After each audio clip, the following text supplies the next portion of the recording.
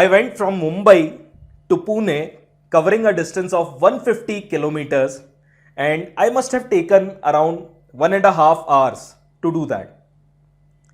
That means my speed was distance upon time, that is 150 upon 1.5, 100 kilometer per hour.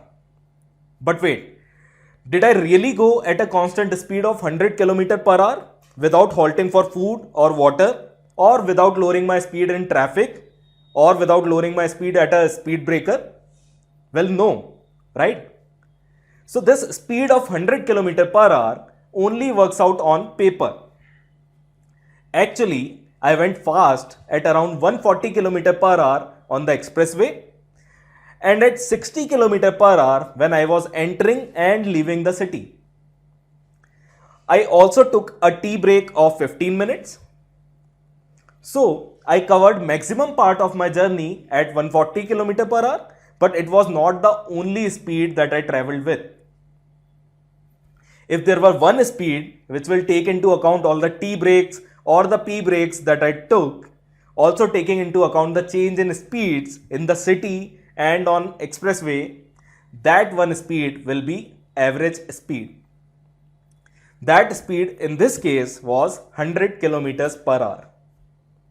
And yes, in this topic, we will ignore the acceleration that brings the car from 0 to 100 km per hour. From home, you leave for your shop, which is at 4 kilometers.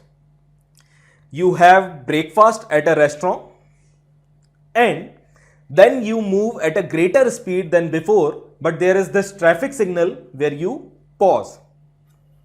And finally, you reach your shop in 15 minutes. Now 15 minutes means 1 upon 4 hour, 15 upon 60, 1 upon 4 hour. Now to calculate average speed, all you need is total distance and total time. Total distance is 4 kilometers and total time taken to cover those 4 kilometers, including the breakfast break and traffic signal, total time was 1 upon 4 hour. So average speed is 4 upon 1 upon 4, that is 16 km per hour. Now this simply means that the brakes, the signals, the variable speeds, whatever the car did for 4 kilometers, the same distance could be covered in same time if the car went with a flat speed of 16 km per hour for all 4 kilometers. And the only formula you need to keep in mind for average speed is total distance upon total time. Okay? A car leaves from Agra for Delhi, covers D1 distance with speed S1, and then the car hits a bump and there is some glitch, there is some fault in the car and the speed changes to S2 for remaining distance D2. What will be the average speed? Don't just take the average of S1 and S2, that will be wrong. Answer is not S1 plus S2 upon 2. Average speed is total distance upon total time. Total distance is D1 plus D2. That's given directly. We can take distance as sum of individual parts, D1 plus D2. Total time will be time taken to cover D1 at speed S1. That will be D1 upon S1.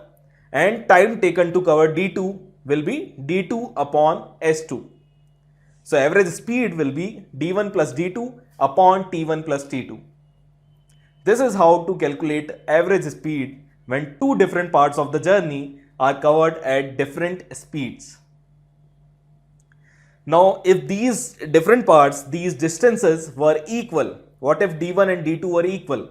That means half the journey is covered at speed S1 and remaining half at S2. Now try putting D1 and D2 both equal to D in this formula. If both the parts are equal, you will get average speed as equal to 2 times S1 S2 upon S1 plus S2. This means average speed is the harmonic mean of speeds in different equal parts. That is important. Speed in different equal parts. So average speed is the harmonic mean of speed in different equal parts. A little extension of the same. When different equal parts of the journey are travelled at different speeds, S1, S2, S3 and so on. So the average speed will be total distance, that is d plus d plus d, all the parts are equal. So we'll have d n times upon total time, that will be t1 plus t2 plus t3 up until tn.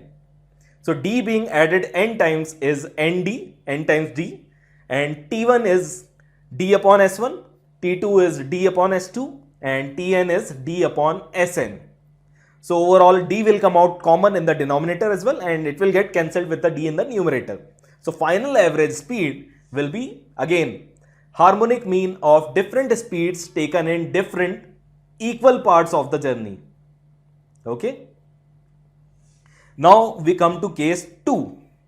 Next case in average speed is when the vehicle travels for t1 time with speed s1 and t2 time with speed s2. Earlier we had different parts of the journey, different distances covered at different speeds. Now we have different times. T1 time is covered with speed s1. For t2 time the car travels with speed s2. So now we have different times for which the car travels at different speeds. So here the two distances are not given, but we can easily find them out.